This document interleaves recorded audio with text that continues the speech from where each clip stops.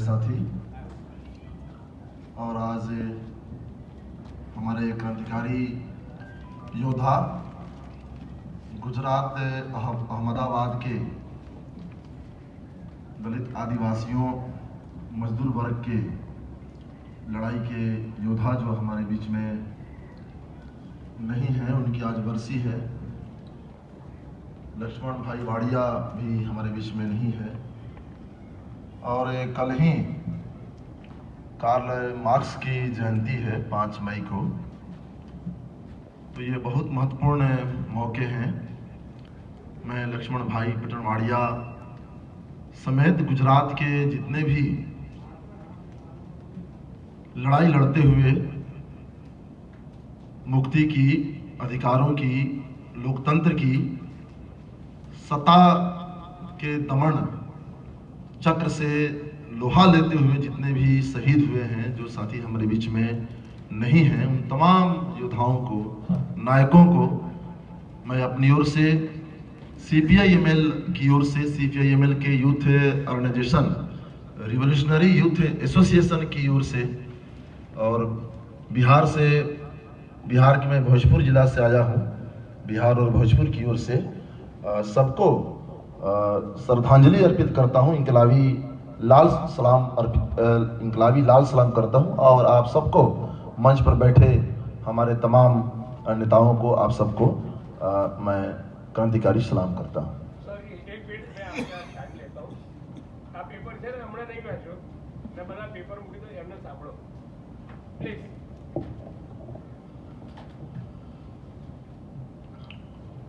तो हम लोग आज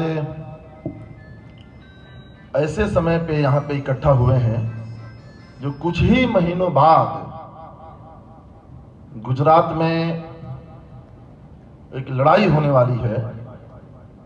गुजरात में एक ऐसी सरकार है, एक ऐसी पार्टी की, ऐसी विचारधारा की सरकार है जो गुजरात समेत वो देश में भी उनकी सरकार है। और पूरे देश में, गुजरात में आज डेमोक्रेसी पर, कॉन्स्टिट्यूशन पर, आज़ादी पे, भाईचारा पे और मुल्क की जो एकता है, जो मोहब्बत है, उस सब पर खतरा है।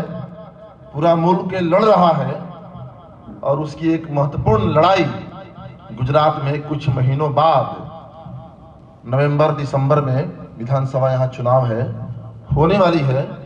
और आज मैं समझता हूं कि हमें संकल्प लेनी चाहिए कि लक्ष्मण भाई पटनवाड़िया की सच्ची श्रद्धांजलि देने की मैं समझता हूं कि इस सरकार से, इस सत्ता से और इस विचारधारा से और नवंबर में, दिसंबर में एक मजबूत लड़ाई लड़के इनकी सत्ता से एक मजबूत टक्कर लेकर के मैं समझता हूं कि इनकी दूसरी सच्ची हम लोग श्रद्धांजलि देने का काम करेंगे। दूसरी बात मैं देख रहा था, क्योंकि मैं ऊना के आंदोलन में भी जिसमें नारे लगे थे, जिग्नेश भाई से आज भी मेरी बात हुई, शाम में मैं मिलने वाला हूं उनसे। पार्टी की ओर से मैं यहां आया था, जिसमें नारा लगा था, गायणु पुछड़ू तमे रखो, हमें हमारी जमीन आपो। तो गुजरात में जो दलित आदिवासियों के जमीन के पर्चे मिले थे, उन पर कितना कब्जा है आप हमसे बेहतर जानते हैं। वही बात बिहार में और वही बात पूरे देश में, कि आज भी 75-80% से ज्यादा देश में दलित आदिवासी हैं जिनके पास जीने के लिए, पेट पालने के लिए, अपने बच्चों को पोसने के लिए, पालने के लिए, अपना शरीर बेचने के अलावे, श्रम बेचने के अलावे, यानी शारीरिक श्रम के अलावे कुछ भी नहीं है। न जमीन है, न सरकारी नौकरियां हैं और न उनके पास कोई पूंजी है। पूरे देश में थोड़ा मैं शिक्षा की बात करूं, एजुकेशन की बात करूं, तो अभी हाल ही में एक रिपोर्ट आई है यूडाइस की रिपोर्ट, जो भारत सरकार के शिक्षा मंत्रालय के तहत काम करता है, unified district information system for education का एक रिपोर्ट आई है कि देश में हर चौथा दलित छात्र सेकेंडरी लेवल पे यानी 9वां 10वां क्लास में जाते जाते हर चौथा दलित छात्र पढ़ाई छोड़ देता है और हर 5वां आदिवासी छात्र 9वां 10वां क्लास में जाते जाते पढ़ाई छोड़ देता है। गुजरात की अगर हम लोग बात करेंगे तो गुजरात की स्थिति क्या है? गुजरात में 23% दलित छात्र, 27% आदिवासी छात्र और 28% ओबीसी छात्र 9वां 10वां क्लास में स्कूली शिक्षा बिना पढ़ाई पूरी किए ही वो 9वीं 10वीं क्लास में पढ़ाई छोड़ देते हैं। गुजरात की स्थिति है। Vibrant Gujarat model. और सच्चाई क्या है यहाँ? अगर गुजरात के गांव में शिक्षा की हालात पे नजर दौड़ाएंगे आप, तो गुजरात के गांव में मात्र 45% लड़के 12वीं पास करते हैं और 29.2% लड़कियां मात्र 12वीं पास करती हैं। सैकड़ों स्कूल यहां एक टीचर के भरोसे चल रहे हैं। सैकड़ों स्कूल मर्ज कर दिए गए और तकरीबन 100 स्कूल बंद कर दिए गए। तो ये यहां शिक्षा की हालत है। उच्चतर शिक्षा की अगर बात करेंगे पूरे देश में, तो मात्र 12 से 14% SC, ST, माइनॉरिटी, ओबीसी के छात्र उच्चतर शिक्षा में जा पाते हैं।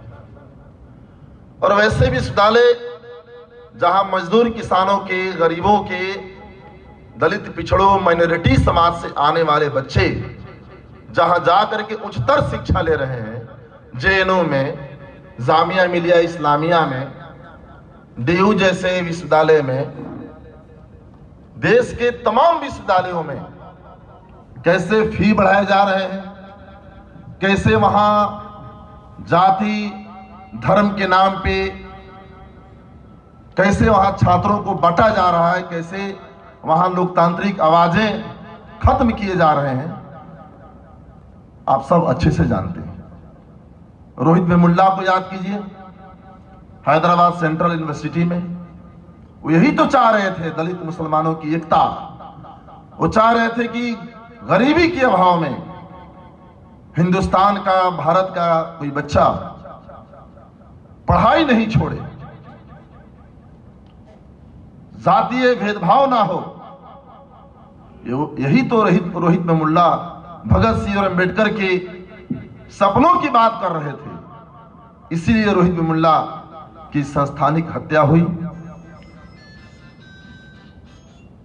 कुछ बच्चे, कुछ बच्चियां हमारी वहां तक चले जाते हैं अगर कुपोषण के शिकार होकर के 5 साल पहले उनकी मौतें नहीं हुई, जैसा कि गुजरात में जानते हैं, बिहार में जानते हैं आप लोग, महाराष्ट्र में जानते हैं, यूपी में जानते हैं। लाखों बच्चे कुपोषण के शिकार हैं। मां के पेट में उनका पोषण नहीं होता, जन्म लेते हैं 2.5 किलो का मेडिकल साइंस के अनुसार होनी चाहिए, तो 1 किलो, 1.5 किलो, 1.25 किलो का जन्म लेते। जन्म लेने के बाद मां की छातियां सूख जाती हैं, दूध नहीं मिलता। अगर इससे बच गए अगर वो 10वीं के पहले 12वीं के पहले पढ़ाई नहीं छोड़े, किसी तरह चले गए देश के सेंट्रल यूनिवर्सिटी में, हायर एजुकेशन में, हायर एजुकेशनल इंस्टीट्यूशन में चले गए, तो वहां पायल तंडवी आदिवासी छात्रा को कहा जाएगा, अरे तुम आदिवासी हो, तुम मेडिकल की पढ़ाई पढ़ रही हो, तुम प्रसव नहीं कराएगी, तुम्हारा काम है रजिस्टर मेंटेन करना, पानी पिलाना, तुम प्रसव डिलीवरी नहीं कराओगी। और वो भी मारी जाती है, आत्महत्या कर लेती है।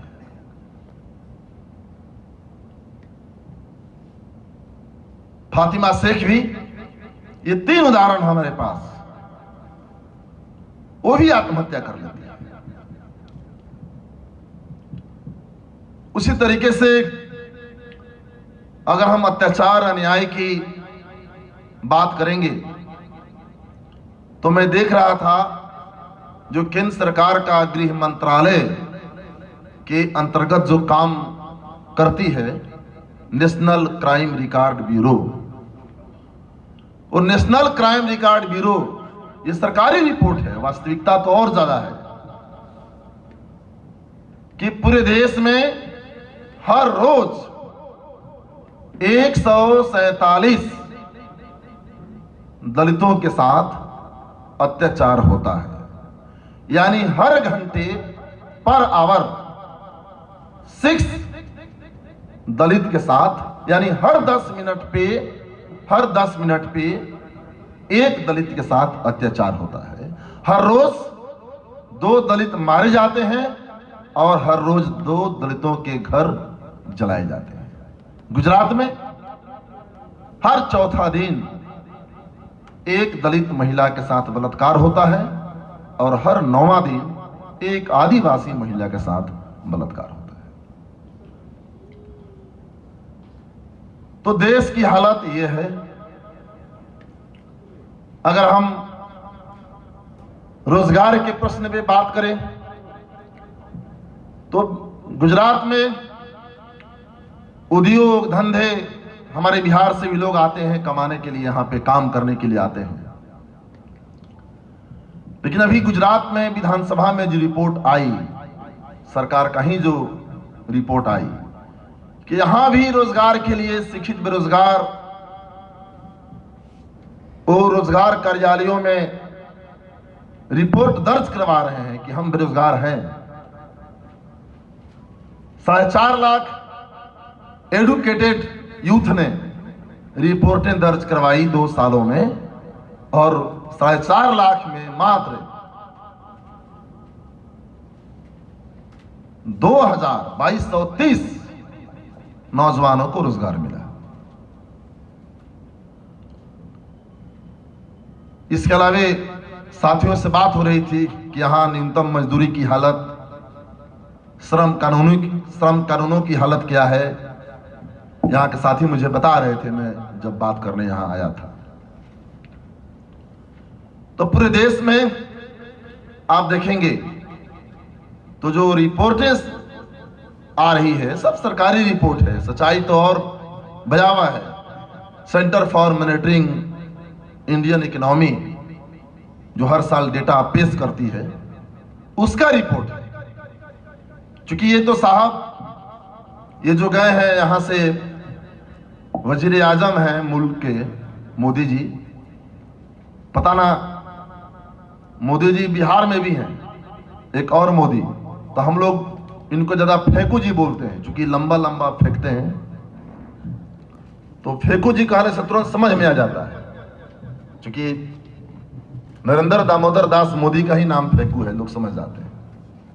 मोदी कहने से लोग समझते नहीं। तो देखा जा रहा था कि जो लॉकडाउन हुआ, कोविड हुआ, जिसमें हमारे लक्ष्मण भाई पटवाड़िया भी हमसे जुदा हो गए, और कोविड में जो लोग मारे गए, मैं समझता हूं कि ये सत्ता का मर्डर है। पूरे देश में जो 40 लाख से ज्यादा लोग मारे गए हैं, उस दौरान देश में कितनी नौकरियां गई, रोजी रोजगार मारे गए, कितने लोग रेलवे ट्रैक पे, बाईं वाली ट्रैक पे रोटियों की टुकड़े और दाईं वाली ट्रैक पे मजदूरों के टुकड़े पाए गए, सब आपने देखा है।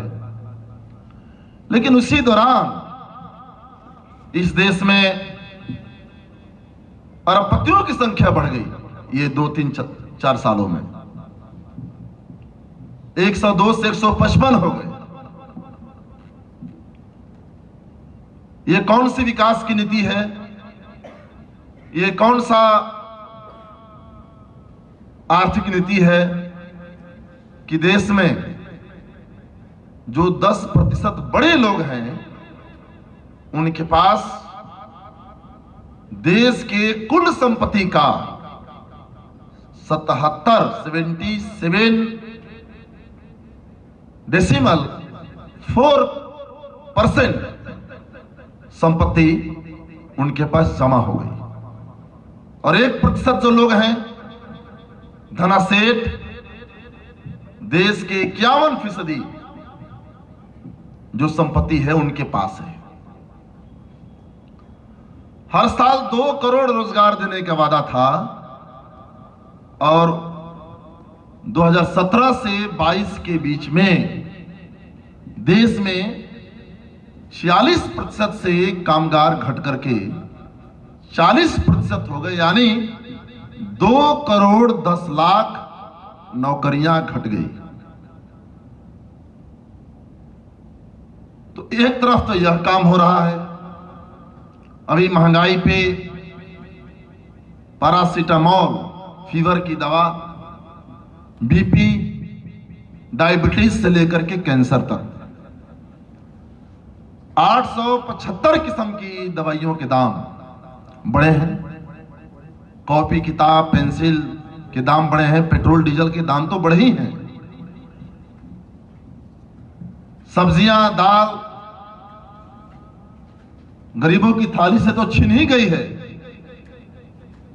दूध से लेकर के दवाई तक, और दवाई से लेकर के पढ़ाई तक, ये सब कुछ लोग बोल रहे हैं कि महंगाई आसमान में है और कमाई बिल्कुल धरती के नीचे, जमीन के नीचे। 84% लोगों की आमदनी घट गई है। तो देश का हालत तो यह है। लेकिन सरकार क्या कर रही है? इसी में सरकार कर रही है